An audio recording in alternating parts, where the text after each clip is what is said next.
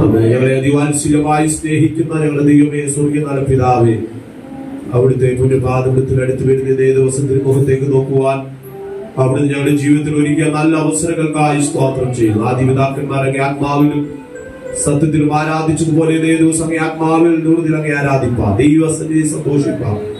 ആത്മാവിന്റെ ആത്മേയത്തുള്ള ശുശ്രൂഷ ഭാഗം പരിശുദ്ധാത്മാ നിയന്ത്രിക്കണം. കഴിഞ്ഞ ആഴ്ച മുഴുവനും ഞങ്ങളെ അവിടെകളായി ദൈവം സുരക്ഷിതമായി നിർത്തിയല്ലോ. അവിടുത്തെ എല്ലാ വിശ്വസ്തതകൾക്കായി സ്തോത്രം, അവിടുത്തെ എല്ലാ കരുണയ്ക്കായി സ്തോത്രം ചെയ്യുന്നു. നന്ദി ഹൃദയത്തോടെ അവിടുന്ന് നൽകിയ എല്ലാ ദാനങ്ങൾക്കും മഹത്വത്തിനും പുകഴ്ചയ്ക്കും ഒത്തവണ്ണം ദൈവം നന്ദി അർപ്പിപ്പാൻ ഈ പകൽ ഞങ്ങളെ ബലപ്പെടുത്തണമേ. സങ്കീർത്തനങ്ങളാൽ, സ്തുതികളാൽ, ആത്മീയഗീതങ്ങളാൽ കർത്താവേ അവിടുത്തെ സാന്നിധ്യം അനുഭവിപ്പാൻ ഞങ്ങളെ ബലപ്പെടുത്തണമേ.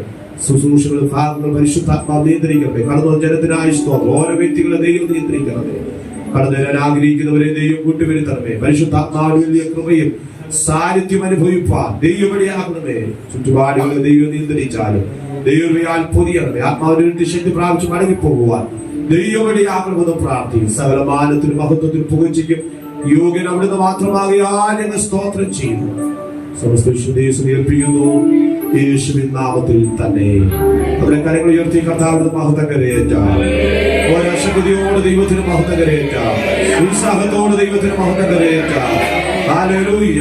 എല്ലാവരും അറിയാതെ പാട്ട് ചേർന്ന് കരങ്ങൾ അടിച്ച് കർത്താവിനെ പാടി മഹത്വം കരയേറ്റുവാനിടയായിരിക്കും.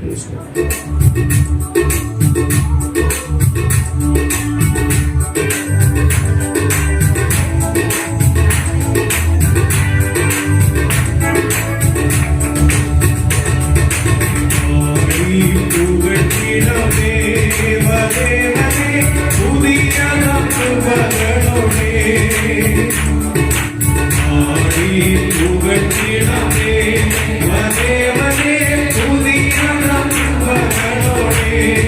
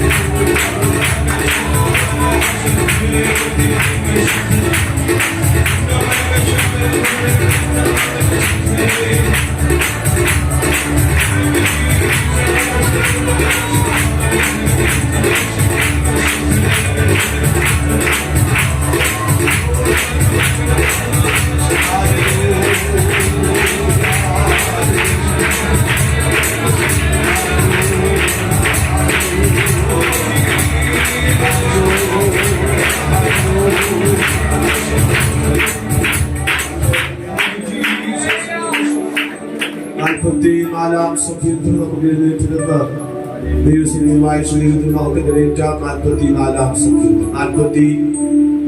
സങ്കീർത്തനം 44 സങ്കീർത്തനം. ഇത്ര നല്ല രക്ഷക യേശുവേ, ഇത്ര സ്നേഹം നീ തന്നതാ, ഇത്ര നല്ല രക്ഷക യേശുവേ, ഇത്ര സ്നേഹം നീ തന്നതാ, എന്തു ഞാൻ നൽകിയും തുല്യമാ മുൻപിൽ എന്തു ഞാൻ നൽകിയും തുല്യമാ മുൻപിൽ എത്ര നല്ല രക്ഷക യേശുവേ, ഇത്ര സ്നേഹം നീ തന്നതാ, എത്ര നല്ല രക്ഷക യേശുവേ, ഇത്ര സ്നേഹം നീ തന്നതാ, എന്തു ഞാൻ നൽകിയോ തുല്യമാ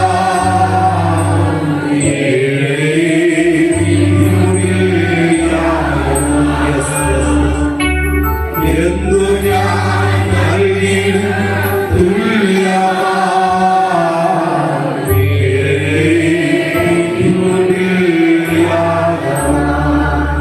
എന്തു ഞാൻ നൽകിയോ തുല്യമാ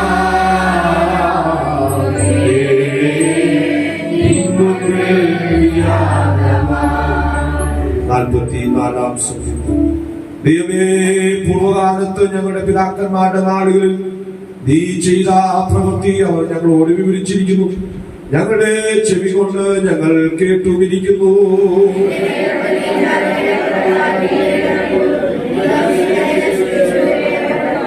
തങ്ങളുടെ വാളുകൊണ്ടല്ല അവർ ദേശത്തെ കൈവശമാക്കിയത്, സ്വന്തം ഭുജം കൊണ്ടല്ല അവർ ജയം നേടിയത്.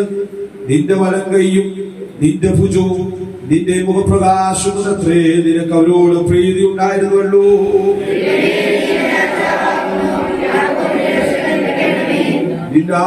ഞങ്ങൾ വൈരികളെ തള്ളിയിടും, ഞങ്ങളോട് എതിർക്കുന്നവരെ നിന്റെ നാമത്തിൽ ചവിട്ടിക്കളയും. നീ എത്രേ ഞങ്ങളുടെ വൈരികളെ കയ്യിൽ നിന്ന് രക്ഷിച്ചത്, ഞങ്ങളെ പകച്ചവരെ നീ ലജ്ജിപ്പിച്ചു ഇരിക്കുന്നു.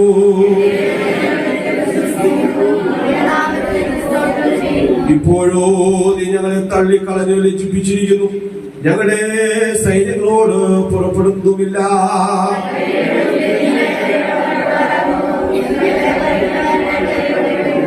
ഭക്ഷണത്തിലുള്ള ആടുകളെ പോലും നീ ഞങ്ങളെ ഏൽപ്പിച്ചു കൊടുത്തു, ജാതികളുടെ ഇടയിൽ ഞങ്ങളെ ചിന്തിച്ചിരിക്കുന്നു.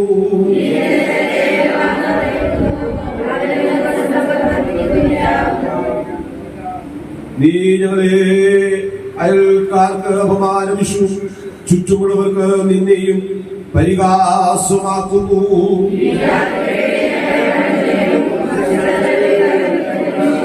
നിന്ദിച്ച് ദുഷിക്കുന്നവന്റെ വാക്ക് ഹേതുവായി ശത്രുവിന്റെ പ്രതികാരകന്റെ നിമിത്തമായും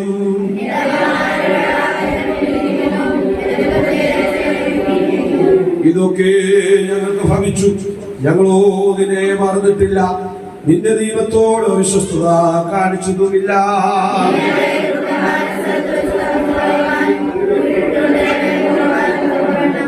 ഞങ്ങളുടെ ഹൃദയം പിന്തിരികയോ ഞങ്ങളുടെ കാലടികൾ നിന്റെ വഴി വിട്ടുമാറിയോ ചെയ്തിട്ടില്ല.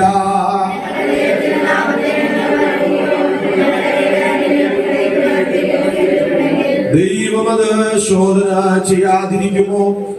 അവൻ ഹൃദയത്തിലെ രഹസ്യങ്ങളെ അറിയുന്നുവല്ലോ.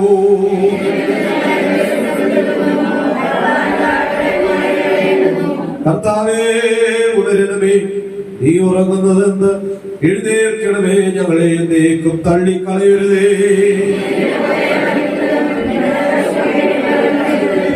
25, 26 വാക്യങ്ങൾ ചേർന്ന് വായിക്കാം.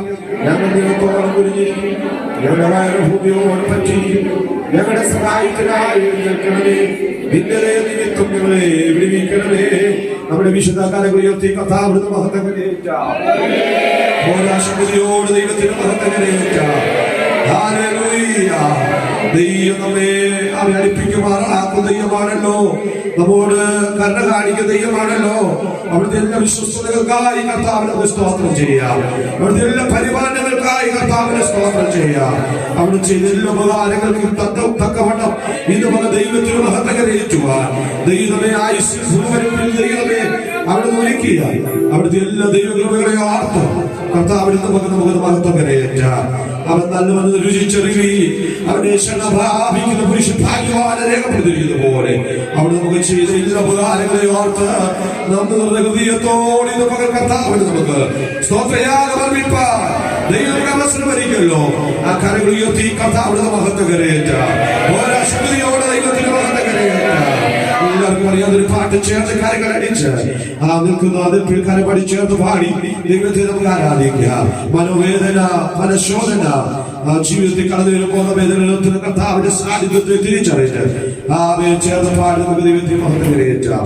സ്വർഗനാട്ടിലും പ്രിയം തീർത്തിടും സ്വന്തം വീട്ടിൽ ചേർത്തിടുവാൻ മാമക്കാന്തനെ ഒന്ന് കാണുവാൻ മനം കാത്ത് പാർപ്പിടുന്നു. ചേർന്ന് കരങ്ങൾ അടിച്ച് കർത്താവിനെ പാടി മഹത്വം കരയേറ്റാം.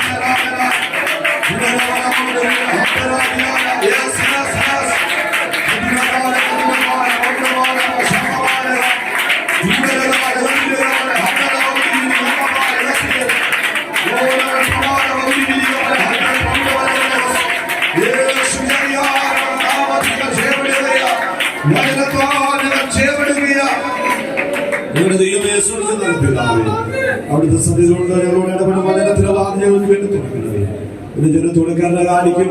അവിടെ വലിയ ദൈവപ്രവൃത്തി കാണാൻ യേശുവിൻ നാമത്തിൽ തന്നെ ആമേൻ. നമ്മുടെ കരങ്ങൾ ഉയർത്തി കർത്താവിന്റെ മഹത്വം കരയേറ്റാം. എല്ലാവർക്കും ദൈവം സ്വീകരിക്കാം.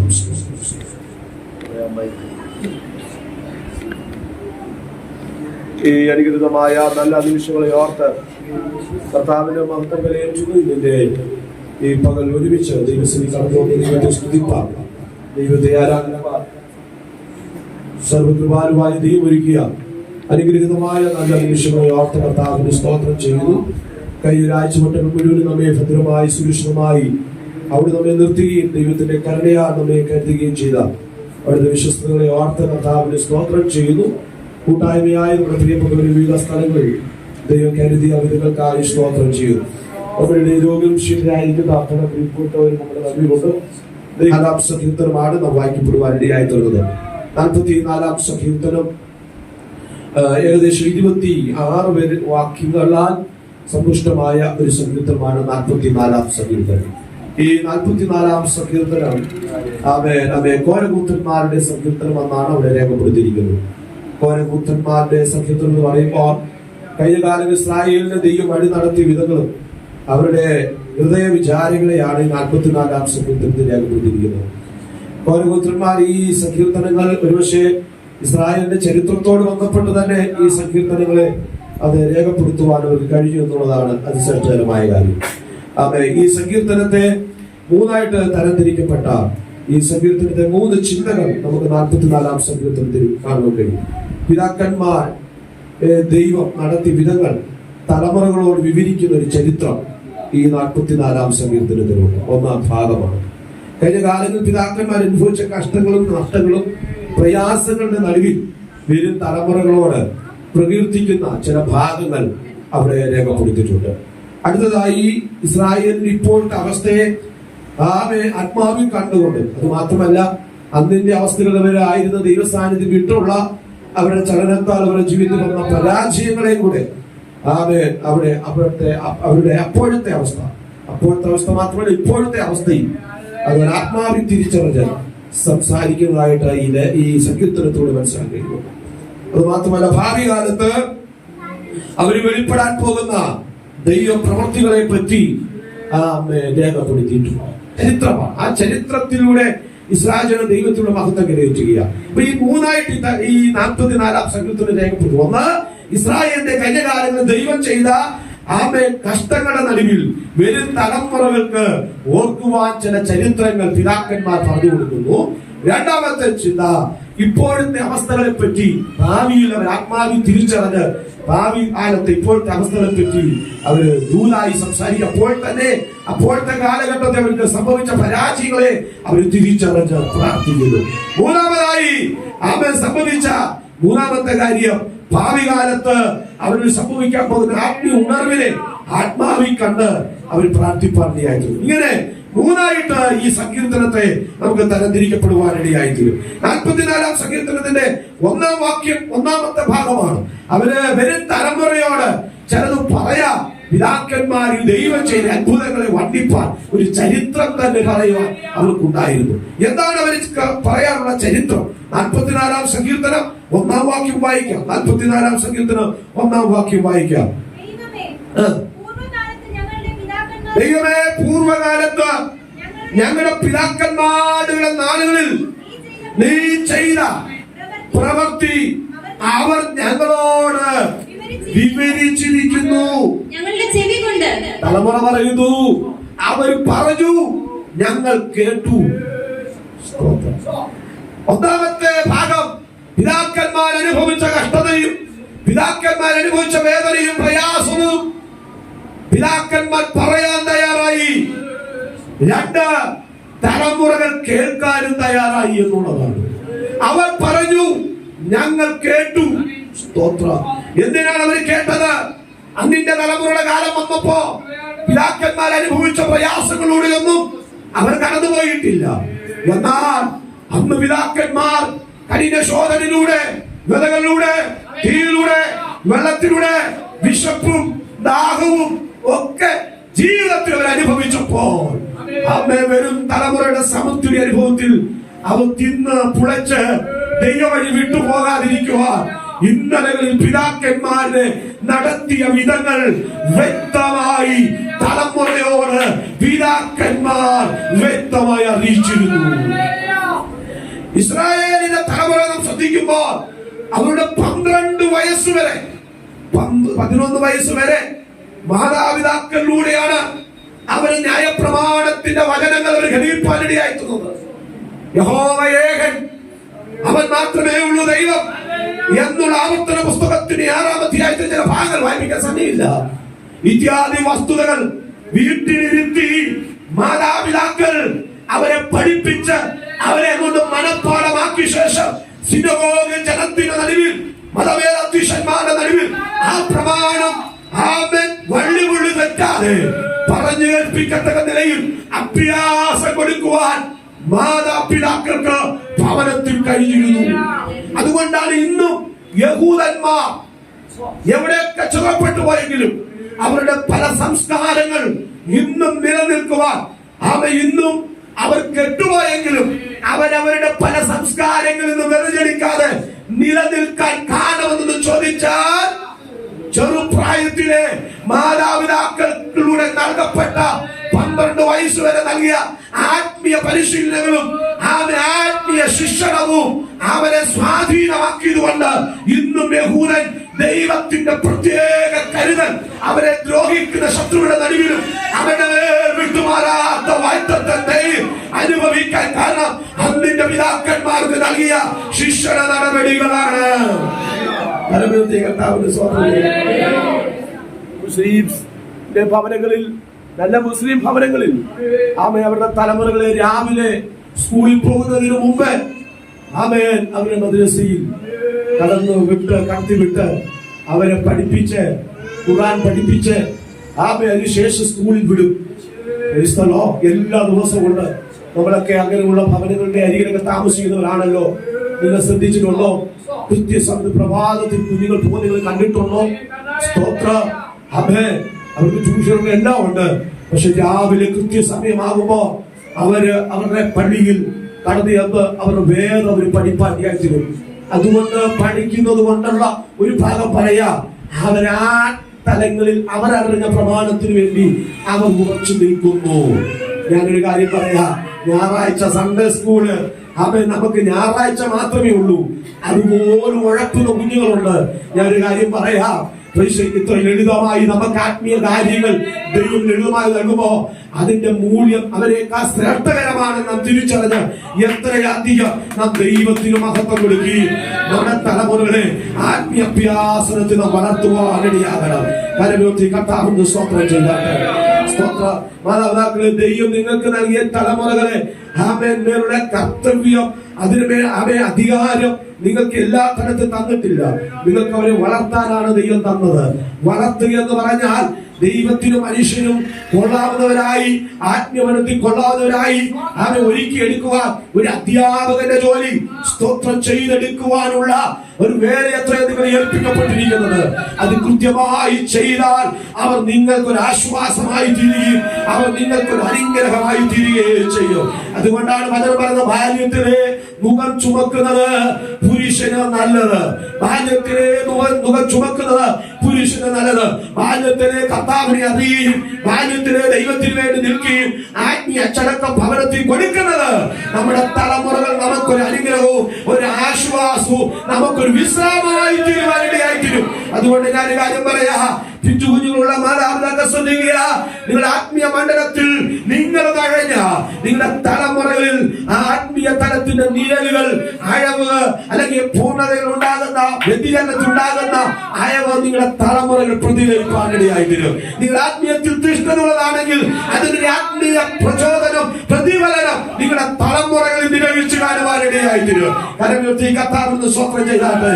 അങ്ങനെ വലിയൊരു ഉത്തരവാദിത്യം ദൈവം പിതാക്കന്മാരിൽ, മാതാക്കളിൽ ദൈവം ഏൽപ്പിച്ചിരിക്കുന്നു എന്നുള്ളതാണ് ഈ ഘോരപുത്രന്മാരുടെ സങ്കീർത്തനത്തിലൂടെ 1-ാം ഭാഗത്തിലൂടെ നമുക്ക് മനസ്സിലാക്കാൻ കഴിയുന്നത്. കരമുയർത്തി കർത്താവിനെ സ്തോത്രം ചെയ്താട്ടെ. സ്തോത്ര 12-ാം വയസ്സ് കഴിയുമ്പോൾ പിന്നെ അവൻ ആലയവുമായി ബന്ധപ്പെട്ടിരിക്കുക. അവനെ ആരും ഫോഴ്സ് ചെയ്യേണ്ട ആവശ്യമില്ല.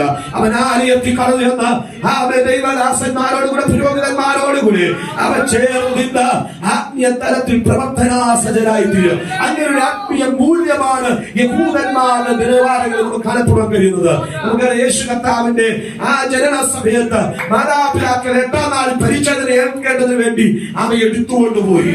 12-ാം വയസ്സിൽ എടുത്തുകൊണ്ട് പോകേണ്ടി വന്നില്ല. അവൻ കാളയുടെ കരുത്തിൽ അല്ലെങ്കിൽ പശുവിന്റെ കരുത്തിൽ അവൻ നുകമെട്ടനെ കയറിട്ടിട്ട് വലിച്ചെടുത്തോണ്ട് പോകുന്നവന് വലിച്ചെടുത്തുകൊണ്ട് പോകേണ്ടി വന്നില്ല. 12-ാം വയസ്സിൽ നടത്തിക്കൊണ്ടുപോയി. എന്നാൽ 12 വയസ്സ് കഴിഞ്ഞു. അവരെ അടുത്ത സംവത്സരം നിങ്ങൾ ശ്രദ്ധിച്ച്, അടുത്ത സമയം മാതാപിതാക്കളൊന്നും സിനഗോഗിൽ പോയില്ലെങ്കിൽ യേശു സിനഗോഗിൽ ദേവാലയത്തിലുണ്ട്. ഇന്ന് പറഞ്ഞ ദൂത് പറയാ, പല ആവർത്തിനും പറഞ്ഞിട്ടുണ്ട്, എടുത്തുകൊണ്ട് പോകാൻ കഴിവുള്ള സമയം നിന്റെ തലമുറ എടുത്തുകൊണ്ട് ആത്മീയതലത്തിൽ കൊണ്ടുപോകണം. നടത്തിക്കൊണ്ട് പോകാൻ കഴിയുന്ന സമയം നിന്റെ തലമുറ നടത്തിക്കൊണ്ട് പോകണം. പക്ഷെ നീ എടുത്തുകൊണ്ട് പോകേണ്ട സമയത്ത് എടുത്തുകൊണ്ട് പോയാൽ, നടത്തിക്കൊണ്ട് പോകേണ്ട സമയത്ത് നടത്തിക്കൊണ്ട് പോയാൽ അവൻ പിന്നെ നീ നടത്തേണ്ട വരത്തില്ല, എടുത്തുകൊണ്ട് പോകേണ്ട വരത്തില്ല. നിന്റെ ആലോചന കൂടാതെ അവൻ ആലയമായി ബന്ധപ്പെട്ട് നിൽക്കുക. അവൻ പലർക്കും വിസ്മയമായി തീരും, പലർക്കും ഒരു ആശ്ചര്യമായി തീരും. അതുകൊണ്ടാണല്ലോ യേശു കർത്താവ് കൂടെയുണ്ടെന്നുള്ള ചിന്ത യേശുവിന്റെ മാതാപിതാക്കൾക്ക് ഉണ്ടായിരുന്നു. അവർ കുറച്ചു ദൂരം ചെന്നപ്പോ മകനെ കാണുന്നില്ല.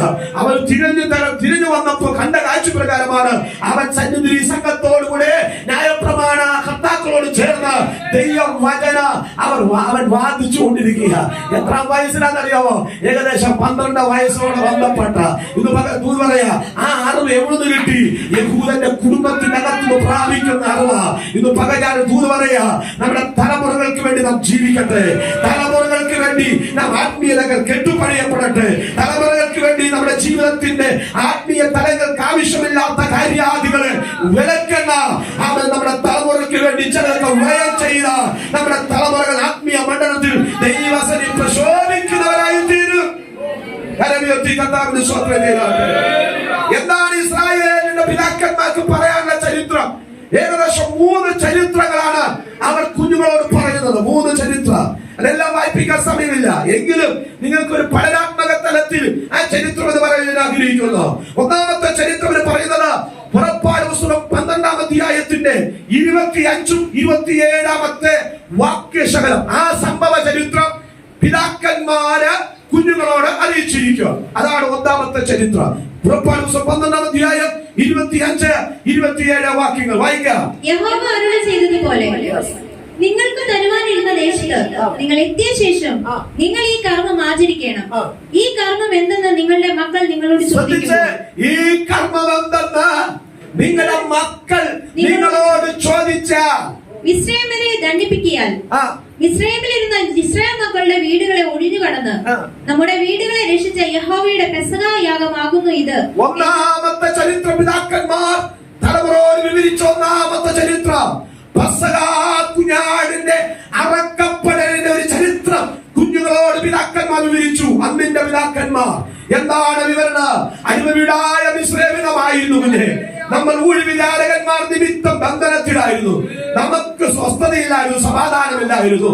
പരമോന്നുഷ്ടൻ കഴിച്ചാണ് നമ്മൾ ജീവിതം കഴിച്ചത്. നമ്മൾ അറിവുള്ളവരാണ്, ജ്ഞാനമുള്ളവരായിരുന്നു. എന്നാൽ നമ്മളെ അവരെ അടിമയാക്കി തീർത്തു. നമുക്ക് ഒരിക്കലും രക്ഷപ്പെടാൻ കഴിയാത്ത സാഹചര്യമായിരുന്നു. എന്നാൽ നമ്മുടെ ഇടയിൽ നിന്ന് ഒരു ലേവ്യനെന്ന നിലയിൽ മോശയെ എഴുന്നേൽപ്പിച്ചു. നമുക്ക് വേണ്ടി അവനെ പുറപ്പെടുവിക്കുമാറാക്കി. മോശയുടെ നടുവിൽ, ഫറവോന്റെ നടുവിൽ ദൈവം എഴുന്നേൽപ്പിച്ചു. അവൻ അനുഭവിച്ച കഷ്ടത വളരെയായിരുന്നു. പക്ഷേ മിസ്രയീമിൽ നിന്നും പുറപ്പെടുവാൻ നമുക്ക് ദൈവം നൽകിയ പ്രസംഗമുണ്ടായിരുന്നു. അബീബ് മാസം 14-ാം തീയതി ആട്ടുകൊറ്റനെ അറുത്ത് തോലുരിച്ച് അതിന്റെ മാംസം കണ്ണമായി നുറുക്കി അതിന്റെ രക്തം കട്ടളമേൽ പുരട്ടി. ആമേൻ, ആമേൻ, ആമേൻ. അത് ചുട്ട മാംസം കയ്പ് ചീരയോടുകൂടെ നാം കഴിച്ചു. എന്തിനാണ് ചുട്ട മാംസം കയ്പ് ചീരയോടുകൂടെ കഴിച്ചു ചോദിച്ചാൽ ചുട്ട മാംസം കഴിപ്പാൻ വളരെ ഇൻട്രസ്റ്റ് ആണ്. എന്നാൽ ആ കഴിച്ച് നിഗളിച്ച് നാം പോകാതിരിക്കുവാൻ നമുക്ക് അല്പം കയ്പിന്റെ അനുഭവം നൽകി. എങ്കിലും നമ്മെ നമ്മുടെ ദൈവം പുറപ്പെടുവിച്ചു, അടിമത്തത്തുനിന്ന് പുറപ്പെടുവിച്ചു. ഇന്നലെ നാം ഊഷരമായ അനുഭവത്തിലായിരുന്നു. രക്ഷപ്പെടാൻ ഒരു വഴിയില്ലായിരുന്നു. നമ്മൾ ഫറവോന്റെ ദണ്ഡനത്തിലായിരുന്നു. നമ്മെ വിടുവിപ്പാൻ ആരും ഉണ്ടായിരുന്നില്ല. പക്ഷെ നമ്മുടെ നിലവിളി കേട്ട് നമുക്ക് വേണ്ടി ഒരു പെസഹ കുഞ്ഞാട് അറക്കപ്പെട്ടത് കൊണ്ട് നാം ഇന്ന് ഈ വാഗ്ദത്തദേശമായ കനാനിന്റെ അനുഭവം പ്രാപിക്കാൻ കഴിയുമെന്ന് പിതാക്കന്മാർ പെസഹയുടെ ചരിത്രം കുഞ്ഞുങ്ങളോട് വിവരിച്ചു പറഞ്ഞു. കർത്താവിന് സ്വന്തം ചെയ്താണ്. പകൽക്കാലം നിങ്ങൾക്കൊരു പെസഹയുടെ അനുഭവം ദൈവം ഒരുക്കിയിട്ടുണ്ട്. എന്താണെന്നറിയാമോ? കഴിഞ്ഞകാല ജീവിതത്തിന്റെ അനുഭവത്തിന്, ഇല്ലായ്മകളുടെയും വല്ലായ്മയുടെ അനുഭവത്തിന്, ദാരിദ്ര്യത്തിന്റെ അനുഭവത്തിൽ, കുടുക്കപ്പെട്ടു പോയ മേഖലയിൽ രക്ഷപ്പെടാൻ ഒരു തരമില്ലാതിരുന്ന അനുഭവത്തിൽ, എവിടെയൊക്കെയോ ശക്തി തകർക്കാൻ നോക്കി ഉന്നം വിധിച്ച അനുഭവത്തിൽ, മരണത്തിന്റെ ഹസ്തങ്ങൾ ജീവിതത്തിൽ കടന്നു വന്ന ചില സാഹചര്യങ്ങൾ, രക്ഷപ്പെടുവാൻ ഇനി ഒരു വഴിയില്ലെന്ന് ചിന്തിച്ച അനുഭവം നൽകി.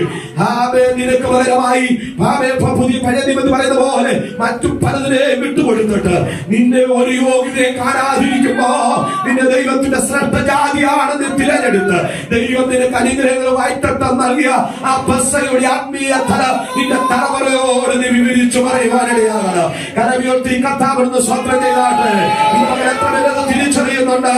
ഇന്ന് പുറപ്പാടിനെ പറ്റിയുള്ള ചരിത്രം, വീണ്ടെടുപ്പിനെ പറ്റിയുള്ള ചരിത്രം, വിമോചനത്തെ പറ്റിയുള്ള ചരിത്രം, അവൻ നമ്മുടെ അടിമത്തത്തിൽ നിന്നുള്ള വിടുതലെ പറ്റിയുള്ള ചരിത്രം, തലമുറയെ പറ്റി തലമുറയോട് അറിയിപ്പാൻ ഏതൊരു മാതാപിതാക്കളും ആ ഉത്സാഹമുള്ളവരായിരിക്കണം. രണ്ടാമത്തെ ചരിത്രം യോശുവയുടെ പുസ്തകം 4-ാം അധ്യായം 6 മുതൽ 21 വരെയുള്ള വാക്യം വായിപ്പിക്കാൻ സമയമില്ല, ഞാൻ പറയാം. യോശുവയുടെ പുസ്തകം 4-ാം അധ്യായത്തിൽ യോർദാന്റെ അനുഭവത്തിൽ അവന് വെറും തലമുറകൾക്ക് പറയാം. അടിമ വീടായ മിസ്രയീമിൽ നാം പുറപ്പെട്ടുവെങ്കിൽ നമുക്കെതിരായ ഒരു യോർദാൻ ഉണ്ടായിരുന്നു. കൊയ്ത്തുകാലത്ത് കരകവിഞ്ഞ് ഒഴുകുന്ന യോർദാൻ, വേറൊരുക്കും കീഴൊഴുക്കുള്ള യോർദാൻ, ഫലശേഖരനാൽ ഫലത്തെ മുഴുവൻ നഷ്ടപ്പെടുത്തുന്ന യോർദാൻ. ഒരു കാരണവശാൽ നമുക്ക് മുമ്പോട്ട് പോകാൻ കഴിഞ്ഞില്ല. എന്നാൽ ദൈവം രാജ്യങ്ങളെ, രാജാക്കന്മാരെ കീഴടക്കിയോടൊപ്പം തന്നെ മണ്ണ യോർദാനെ ദൈവം നമുക്ക് കീഴടക്കി തന്നു. മണ്ണയോർദാനെ കീഴടക്കി തന്നു. അതിനൊരു പറയുന്നത് പ്രകാരമാണ് ലേവി ഗോത്രപിതാക്കന്മാർ തോളിൽ യഹോവയുടെ പെട്ടകം ചുമന്ന് അക്കരെ കടക്കുന്നതിന് മുമ്പ് യോർദാനിൽ നിന്ന് 12 കല്ലെടുത്തു. എന്തിനാണ് 12 കല്ലെടുത്തെന്നറിയാമോ? യോർദാന്റെ അടിത്തട്ടിൽ നിന്ന് 12 കല്ലെടുത്തു. ഈ അടിത്തട്ടിലൂടെ ദൈവം നമുക്കൊരു ഉണങ്ങിയ നിലതയെ ഒരുക്കി വാഗ്ദത്തദേശമായ കനാനിൽ ദൈവം കൊണ്ടെത്തിച്ചു. ഇസ്രായേലിന്റെ തലമുറക്കൊരു ജ്ഞാപകമാകുവാൻ യോർദാനിൽ നിന്ന് 12 കല്ലെടുത്തു. ഇന്ന് മകൻ എത്ര പേര് വിശ്വസിക്കുന്നുണ്ട്? ആ ചില മരണ യോർദാനെ കടത്തി രക്ഷപ്പെടാൻ ഒരു വഴിയുമില്ലാതെ ജീവിതത്തിൽ മുന്നേറാൻ കഴിയാതെ അസ്ഥിവാരമുള്ള ജീവിതത്തിൽ തകർന്നു പോയ ചില മേഖലകളിൽ ഇന്ന് ജീവനോട് ഇരിക്കുമോ എന്ന് ജീവിതത്തിൽ ശത്രു നോക്കി പറഞ്ഞ വിധികളുടെ ചില വേദികളുടെ നടുവിൽ ഇന്ന് പകൽക്കാലം ഇതിന്റെ അകത്ത് ചിലരെ ജീവനോട് ഇരിക്കുകയെങ്കിൽ പരിശുദ്ധാത്മ ചിലരെ നോക്കി ആത്മാവിൽ പ്രവചനാത്മാവിൽ ദൂരെ വിളിച്ചു പറയുന്നു, മരണത്തിന്റെ ഹസ്തത്തിൽ നിന്ന് ദൈവം നിന്നെ പുറപ്പെടുവിച്ചെങ്കിൽ നിനക്ക് ഒരു ചരിത്രം പറയാനുണ്ട്. നിന്റെ തലമുറയോട് നിന്റെ ചരിത്രം പറയേണ്ടത് ഞാൻ ആത്മഹത്യക്കകത്തളങ്ങളായിരുന്നു കുഞ്ഞെ.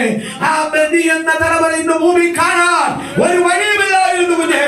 പക്ഷെ എന്റെ ദൈവ എന്റെ മരണത്തിന്റെ കെട്ടഴിച്ച് നീ എത്രത്തോളം സമൃദ്ധി കൊണ്ടുവരാ.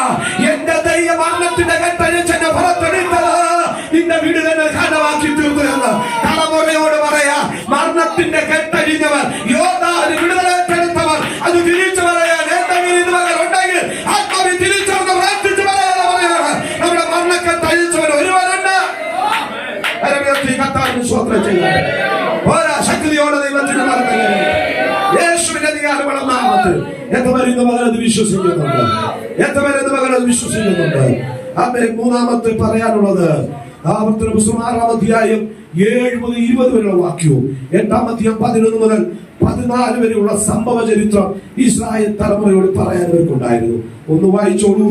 ആവർത്തന പുസ്തകം 6-ാം അധ്യായം 7 മുതലുള്ള വാക്യങ്ങൾ വായിക്കണം പെട്ടെന്ന്. നീ അവയെ നിന്റെ മക്കൾക്ക് ഉപദേശിച്ചു കൊടുക്കുകയും നിന്റെ മക്കൾക്ക് ഉപദേശിച്ചു കൊടുക്കുകയും നീ വീട്ടിലിരിക്കുമ്പോഴും വഴി നടക്കുമ്പോഴും കിടക്കുമ്പോഴും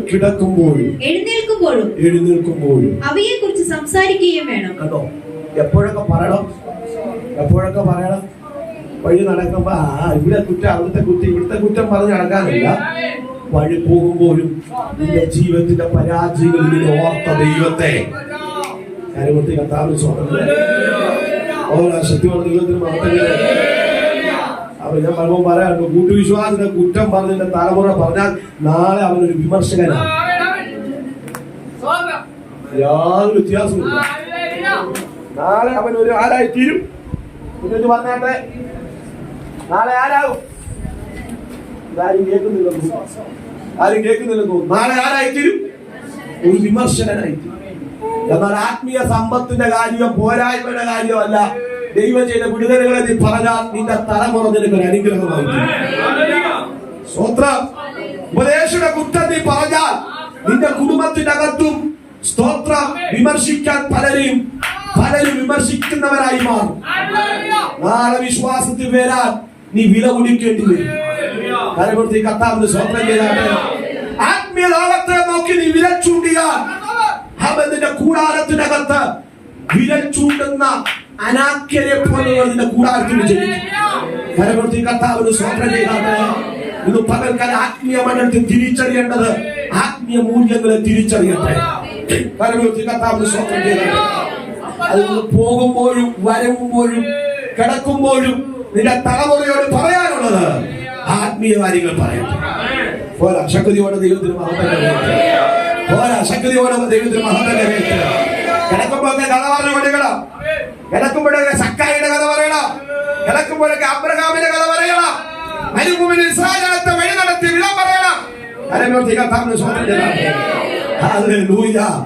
ആത്മീയ തലത്തിന്റെ തലമുറ നിർത്തിയ അവരുടെ ആത്മീയനായി മാറും. പുസ്തകം അറിയത്തില്ലല്ലോ കുഞ്ഞിന്. പുതിയ നിയമത്തിന്റെ പുസ്തകം അറിയത്തില്ലല്ലോ. ഇന്ന് ഞാനൊരു കുഞ്ഞിനോട് പറഞ്ഞു, മോനെ കൊലോസിയിൽ അവനെ എടുക്കടാന്ന് പറഞ്ഞപ്പോ അവനെ ആദ്യം നോക്കുക. എവിടാ? സ്തോത്ര അവതാരിക നോക്കുക. കൊലോസിയലേഖനം എവിടാ കിടക്കുന്നത്? പേജ് നമ്പർ തപ്പുക. പഠിച്ചു വന്നു 10ാം ക്ലാസ് കഴിഞ്ഞു. പക്ഷെ പുസ്തകം അറിയുന്നില്ല. അതിനാണ് ഞാൻ ഇന്ന് പുസ്തകം വേണ്ടിട്ട് എല്ലാ കുഞ്ഞിനും പുസ്തകം ഒന്നും അല്ലെങ്കിൽ അതെങ്കിലും പഠിച്ചു പോകണം. സ്വത്ര നമ്മൾ കൊണ്ടു നടക്കുന്ന വേദപുസ്തകത്തിൽ ഇത്തന്നെ പുസ്തകം ഉണ്ടെന്നുള്ളത് എങ്കിലും ഒരു ബോധം നമുക്ക് വേണ്ടേ? വീട്ടിൽ നിന്ന് പഠിപ്പിക്കണം. സ്വോത്രം ചെയ്താട്ടെ. സ്വോത്ര കുടുംബ പ്രാർത്ഥനയിൽ പുസ്തകവും പഠിപ്പിക്കണം. ആത്മാവിന്റെ ഫലം എന്നത് പഠിപ്പിക്കണം. അങ്ങനെ 10 നാൾ പഠിപ്പിച്ചാൽ ആത്മാവിന്റെ ഫലത്തെ പറ്റി അകത്ത് ബോധ്യം വരുമോ? കരമൂർത്തി കർത്താവിന്റെ സ്വോത്രം ചെയ്താട്ടെ. അവൻ ആത്മാവിൽ ഉള്ളവനായി തീരും. കരവിയോർത്തി കർത്താവിന് സ്തോത്രം ചെയ്യട്ടെ. കരവിയോർത്തി കർത്താവിന് സ്തോത്രം ചെയ്യട്ടെ. അവൻ ആത്മീയ ഒരു തലത്തിലേക്ക് നമുക്ക് വളരട്ടെ. നമ്മുടെ തലമുറ വളരട്ടെ. നിങ്ങളുടെ തലമുറയുടെ നടക്കുമ്പോഴും പോകുമ്പോഴും വരുമ്പോഴും എല്ലാം ആത്മീയ കാര്യങ്ങളെ പറ്റിയുള്ള മൂല്യതകൾ അവർ പറഞ്ഞ് അവരെ മനസ്സിലാക്കി മുമ്പോട്ട് പോകുന്നെങ്കിൽ ആ തലമുറ നിങ്ങൾക്ക് ഒരു അനുഗ്രഹമായി തീരും. കരവിയോർത്തി കർത്താവിന് സ്തോത്രം ചെയ്താൽ പോരാ. ശക്തിയോട്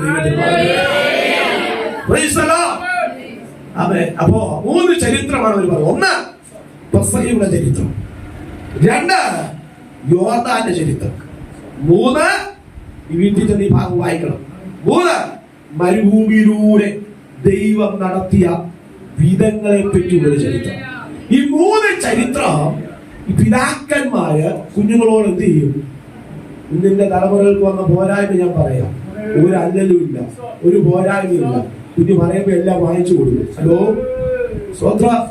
സ്വത്ര കെട്ടുകണക്കിന് ബേക്കറി വാങ്ങിച്ചു കൊടുക്കും. കെട്ടുകണക്കിന് പറഞ്ഞ അവനെ വിഷമിപ്പിക്കുന്ന അതുമെല്ലാം വാങ്ങിച്ചു കൊടുത്ത് ഇപ്പോ ആ കഴുത്തിന് വാള് കയറ്റുന്ന പരിപാടിയോ പലരും കാണിക്കുന്നു.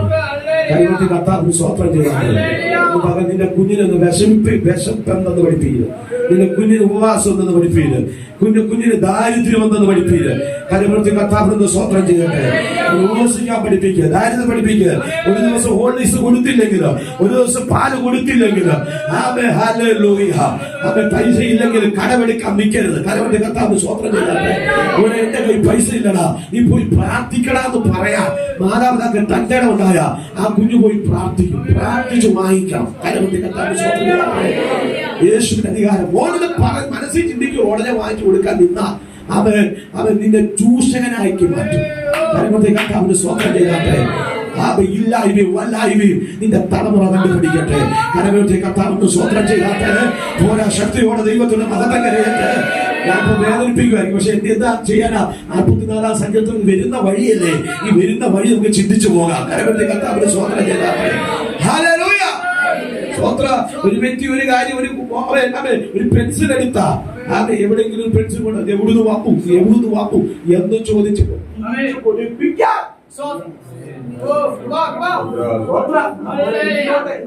അത് തിരിച്ചവരുടെ കൊടുക്കാൻ പറഞ്ഞിട്ടുണ്ടോ? പറഞ്ഞില്ലെങ്കിൽ നാളെ അവൻ മോഷ്ടക്കാരനാ. വഴിയിൽ പൈസ കണ്ടു, അത് വെച്ച് കീശയിൽ കൊടുക്കട്ടെ, നാളെ വെച്ചോ എന്ന് പറയാതെ. എടാ, നിനക്കൊല്ലാത്തതാണെങ്കിൽ, നിനക്കർഹതപ്പെട്ടതല്ലെങ്കിൽ അത് നീ എടുക്കരുത് പറയാം. ഹലോ, പറയാൻ കഴിഞ്ഞെങ്കിൽ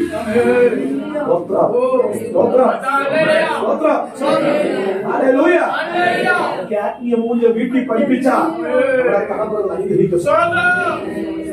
പോയല്ലോ തന്നു അല്ല, നമ്മുടെ കരത്തിലിരിക്കുന്ന സമയം നമുക്ക് പഠിപ്പിക്കാം. സ്തോത്രം ചെയ്യാം. പഠിക്കാൻ പറ്റത്തില്ല, പക്ഷെ ചെറുപ്രായത്തിലെ അവരെ പഠിപ്പിച്ചെടുക്കാം. നമ്മുടെ തലമുറയുടെ അനുഗ്രഹമാണ്.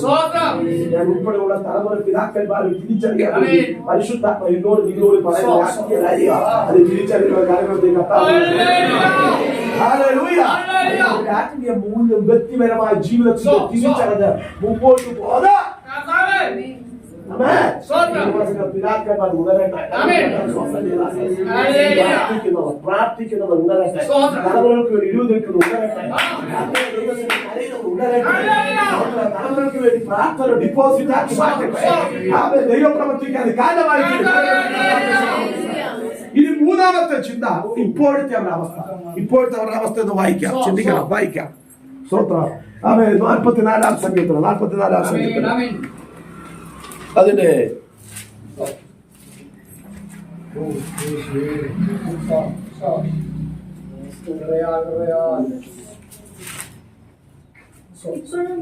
വായിച്ചാല് ഇപ്പോഴോ നീ ഞങ്ങളെ തള്ളിക്കളഞ്ഞ് ലജ്ജിപ്പിച്ചിരിക്കുന്നു. ഞങ്ങളുടെ സൈന്യങ്ങളോടുകൂടെ പുറപ്പെടുന്നതുമില്ല. അടുത്തത്, വൈരിയുടെ മുമ്പിൽ നീ ഞങ്ങളെ. ഇന്നലകളിൽ ദൈവം ചെയ്ത വിടുതലുകളെ അവർ തിരിച്ചറിഞ്ഞു, പക്ഷേ ഇന്നിന്റെ അവസ്ഥ അവർ ആത്മാവിൽ തിരിച്ചു പറയുകയാണ്. ഇന്ന് ഞങ്ങളുടെ കൂടെ ദൈവം ഇല്ല. ഒരു യുദ്ധത്തിന് പോകാൻ പാടുന്ന പാട്ടാ ഇതൊക്കെ. ഞങ്ങളുടെ കൂടെ ദൈവം ഇല്ല, വൈരികൾ ഞങ്ങളുടെ മുമ്പിൽ ബലാധിക്കപ്പെടുകയാണ്. സ്തോത്രം. ഒരിക്കൽ അവിടുത്തെ കല ഞങ്ങൾക്ക് അനുകൂലമായിരുന്നു. 3-ാം വാക്യത്തിൽ പറയുന്നുണ്ട്, ഞങ്ങളുടെ വാളുകൊണ്ടല്ല ഞങ്ങളുടെ പിതാക്കന്മാർ ദേശം കൈവശമാക്കിയത്, സ്വന്തം ഭുജം കൊണ്ടല്ല അവർ ജയം നേടിയത്. നിന്റെ വലം കൈയും നിന്റെ ഭുജവും നിന്റെ മുഖപ്രകാശവും നിനക്ക് അവരോടുണ്ടായിരുന്ന പ്രീതി. യുദ്ധം ചെയ്യാതെ, അവർ യുദ്ധം ചെയ്യാതെ ദൈവം അവർക്ക് വേണ്ടി യുദ്ധം ചെയ്തു. കരമൂർത്തി കർത്താവ് 3-4 കാര്യങ്ങളാണ് പറയുന്നത്. ഞങ്ങളുടെ പിതാക്കന്മാർക്ക് വേണ്ടി അങ്ങ് യുദ്ധം ചെയ്തു. എങ്ങനെയാണ് യുദ്ധം ചെയ്തത്? അങ്ങയുടെ സ്വന്തം ഭുജം കൊണ്ട്.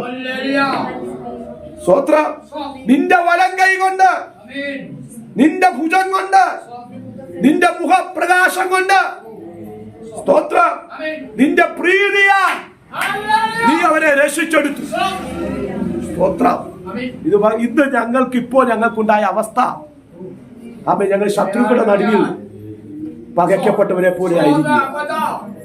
ഞങ്ങൾക്ക് യുദ്ധത്തിൽ വിജയമില്ല. ആമേൻ. 12-ാം വാക്യം പറയുന്നു, നീ നിന്റെ ജനത്തെ വില വാങ്ങാതെ വിൽക്കുന്നു, അവരുടെ വില കൊണ്ട് സമ്പത്ത് വർദ്ധിപ്പിക്കുന്നതുമില്ല. നീ ഞങ്ങളെ അയൽക്കാർക്ക് അപമാന വിഷയവും ചുറ്റുമുള്ളവർക്ക് നിന്നയും.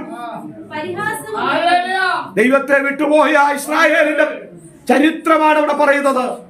ദൈവം അവരോട് കൂടി ഉണ്ടായിരുന്നപ്പോൾ ദൈവം അവർക്ക് യുദ്ധം ചെയ്തു.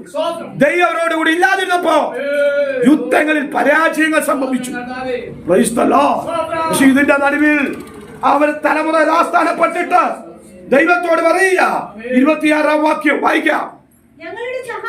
ഞങ്ങളുടെ സഹായത്തിനായി എഴുന്നേൽക്കണമേ, നിന്റെ ദയ നിമിത്തം.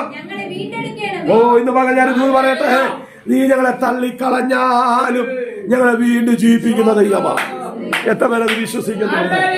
എത്ര പേര് വിശ്വസിക്കുന്നുണ്ട്? അത് ഇന്ന് പകൽക്കാലം എവിടെയൊക്കെ തള്ളപ്പെട്ടു പോയിരുന്നാലും നമ്മൾ വീണ്ടെടുക്കുന്നൊരു ദൈവം, വരുവാൻ ആഗ്രഹിക്കുന്നവരെ വീണ്ടെടുക്കുന്ന ദൈവം. അതെ, നമ്മുടെ ഒരു ചരിത്രം പറയുന്നുണ്ട്. ഞങ്ങളെ കൊണ്ടുവന്നതാ, ഇസ്രായേലിൽ നിന്ന് കൊണ്ടുവന്നതാ, മുദ്രയാക്കി നട്ടതാ, കല്ല് വെറുക്കിക്കളഞ്ഞതാ, നില ഒരുക്കിക്കൊന്നതാണ്. ഞങ്ങളെ നട്ടു. യശപ്രവാചകൻ 5-ാം അധ്യായം 1-ാം വാക്യം പറയുന്നു, പക്ഷെ ഞങ്ങളെ നട്ടുവെങ്കിലും ഞങ്ങൾ ഇപ്പോഴത്തെ അവസ്ഥ കാണണം. ശത്രുവിന് മുമ്പിൽ പരാജയപ്പെടാനുള്ള കാരണം യശപ്രവാചകൻ 5-ാം അധ്യായത്തിൽ പറയുന്നുണ്ട്. വായിക്കണം. യശപ്രവാചകൻ 5-ാം അധ്യായം. ഞാനെന്റെ പ്രിയതമന് അവന്റെ മുന്തിരിത്തോട്ടത്തെ കുറിച്ച് എന്റെ പ്രിയന്റെ പാട്ട് പാടും. എന്റെ പ്രിയതമന് ഏറ്റവും ഫലവത്തായ ഒരു കുന്നിന്മേൽ ഒരു മുന്തിരിത്തോട്ടം ഉണ്ടായിരുന്നു. അവൻ അതിന് വേലി കെട്ടി. അവർ അതിന് വേലി കെട്ടി, അതിലെ കല്ല് പെറുക്കിക്കളഞ്ഞു, അതിൽ നല്ല വക മുന്തിരിവള്ളി നട്ടു. ശ്രദ്ധിച്ചേ, ആരാണ് നല്ല വക മുന്തിരിവള്ളി? ഇസ്രായേൽ എന്ന ജനം. ഇസ്രായേലിൽ നിന്ന് അവരെ കൊണ്ടുവന്ന് അവരെ നട്ടു. അവരെ നട്ട സ്ഥലത്തൊക്കെയും 7 മഹാജാതികൾ ഉണ്ടായിരുന്നു. ആ ജാതികളാകുന്ന കല്ലുകളെ ദൈവം പെറുക്കിക്കളഞ്ഞു. ആരെ ഓർത്തെന്നറിയാമോ? ഇസ്രായേൽ എന്നൊരു ജനത്തെ ഓർത്ത് നീക്കേണ്ടതിന് ദൈവം പെറുക്കിക്കളഞ്ഞു. ദൂത് പറയാ, ഇതിനെ ഓർത്ത് ചിലതിനെ ദൈവം പെറുക്കിക്കളഞ്ഞു, ഇതിനെ വളർത്താൻ ചിലതിനെ പെറുക്കിക്കളഞ്ഞു. എത്ര പേര് ദൂത് മനസ്സിലാകുന്നുണ്ട്? കരുത്തന്മാരായ പലതിനെ പെറുക്കിക്കളഞ്ഞു. സ്ഥാപിപ്പിക്കാൻ ദൈവം ചില ശക്തികളെ നീക്കം ചെയ്തിട്ട് ദൈവം മണ്ണിനെ ഉറപ്പിച്ചിരിക്കുക. എന്തിനാണ് ദൈവം നിന്നെ ഉറപ്പിച്ചത്? കൈകാലി ഇസ്രായേലിനോട് എന്തിനാ ഉറപ്പിച്ചത്? കനാനിൽ എന്തിനാ നട്ടത്? നട്ടു. ഒടുവിൽ ഒരു ഗോപുരം പണിതു. നടുവിൽ ഒരു ഗോപുരം പണിതു, ഒരു ചക്കിട്ടു. എന്തിനാണെന്നറിയാമോ? ഈ മുന്തിരി നട്ടതിന്റെ വിധി യജമാന പ്രതീക്ഷയുണ്ട്. കാവൽ നിന്നുകൊണ്ട് ഇതിൽ നിന്നൊരു ഫലം പക്ഷേ ചക്കിട്ടെങ്കിലോ പ്രതീക്ഷ ഉണ്ടെങ്കിലോ ഇസ്രായേലിന്റെ ചരിത്രത്തിന് അഭാജ്യം പറയാണ്. അവർക്ക് എല്ലാ അനുകൂല പരിസ്ഥിതി ദൈവം കൊടുത്തു.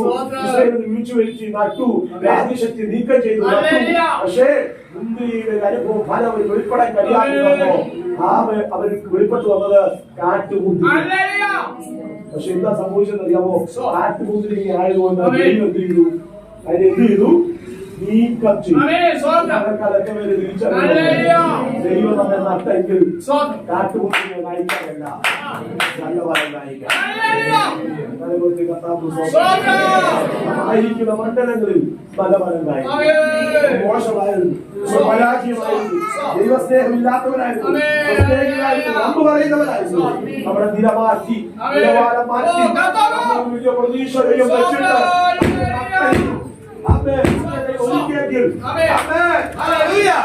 ദൈവം നമ്മെ പണിതെങ്കിൽ ഇന്ന് നട്ടം വണ്ടി ഒത്തവട്ടം ലഭ്യമാകുന്ന പരിസ്ഥിതി അവോളം വെള്ളം പിടിക്കുന്നില്ലേ, അവോളം നട്ടം കിട്ടുന്നില്ലേ, അവോളം സമയസമയം നൽകുന്നില്ലേ, അവോളം തടച്ചുവിടുന്നില്ലേ, വളർച്ചയ്ക്ക് ആവശ്യമായ സൂര്യപ്രകാശം തരുന്നില്ലേ. പക്ഷെ തരുമ്പോൾ ഇപ്പോൾ പറയാ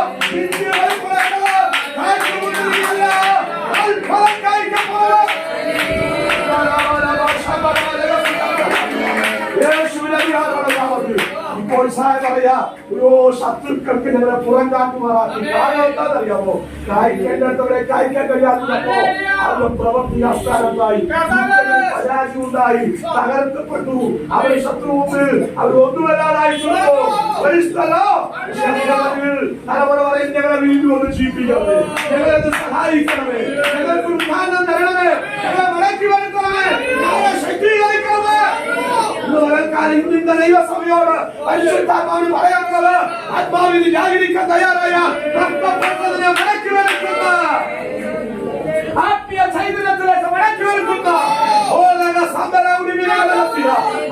കൈവച്ച് മോശമായി തീർന്നാലും കുശവന്റെ കൈവച്ച് തന്നെ നിന്നെ പണിതെടുത്ത് ദൈവം പ്രവർത്തിക്കാൻ ആഗ്രഹിച്ചിട്ടില്ല. ദൈവത്തിന്റെ പദ്ധതിയുണ്ട്. പക്ഷെ പിന്നീട് പുതിയ എന്നെ വീണ്ടും ജീവിപ്പിക്കണമേ, എന്നെ വളർത്തണമേ, എന്നെ മടക്കി വരുത്തണമേ എന്നൊക്കെ പ്രാർത്ഥിക്കാൻ കഴിയും. അവൻ കരമേറ്റി കർത്താവിന് സ്വസ്ഥ ചെയ്താൽ ഒരാ ശക്തിയോടെ ദൈവത്തിന് അങ്ങനെയെങ്കിൽ ദൈവം നമുക്ക് നൽകിയ വിടുതലിന്റെ ചരിത്രങ്ങളെ, ദൈവം നമുക്ക് നൽകിയ ഉദ്ധാരണത്തിന്റെ വിടുതലിന്റെ ചരിത്രങ്ങളെ വരും തലമുറയോട് പ്രകീർത്തിപ്പാൻ, വരും തലമുറയോട് കൽപ്പിപ്പാൻ ഈ ദിവസങ്ങളിൽ ഉത്സാഹങ്ങളാകട്ടെ. അറിവില്ലായ്മയുടെ കാലങ്ങളെ ദൈവം ലക്ഷ്യമാക്കാതെ എപ്പോഴും എല്ലാവരും മാനസാന്തരപ്പെടണമെന്ന് ദൈവം ആഗ്രഹിക്കുന്നു. ഇന്ന് പകൽക്കാലം അറിവില്ലായ്മയുടെ കാര്യങ്ങളിൽ ജീവിതത്തിൽ വന്ന പോരായ്മകളുണ്ടെങ്കിൽ ഇന്ന് പകൽക്കാലം ദൈവത്തിന് ഏറ്റുപറഞ്ഞിട്ട്, കർത്താവേ എന്നെ ഒന്ന് പുനഃക്രമീകരിച്ച് എന്നെ അവിടുത്തെ ജീവാവസ്ഥയിലേക്ക് മടക്കി വരുത്തി എന്നെ ഒന്ന് ചലിപ്പിച്ച് ആത്മീയ ഫലക്കായി പാൻ എന്നെ ഉദ്ധരിക്കണമേ എന്ന് എത്ര പേർക്ക് നമുക്ക് പറയാൻ കഴിയും. എന്റെ കുടുംബങ്ങളെ വളർത്തണമേ, എന്റെ തലമുറയെ വളർത്തണമേ, എന്റെ ആത്മീയ നിലവാരത്തെ വളർത്തണമേ. യേശുവിന്റെ അധികാരമുള്ള നാമത്തിൽ എന്നെ ഒരു ദൈവ പ്രവൃത്തിക്കായി ഒരുക്കണമേ എന്ന് എത്ര പേര് നമ്മൾ പ്രാർത്ഥിക്കാൻ കഴിയുന്നുണ്ട്. എല്ലാവരും സ്വത്രം ചെയ്താട്ടെ, എല്ലാവരും സ്വത്രം ചെയ്താട്ടെ. ഹല്ലേലൂയ.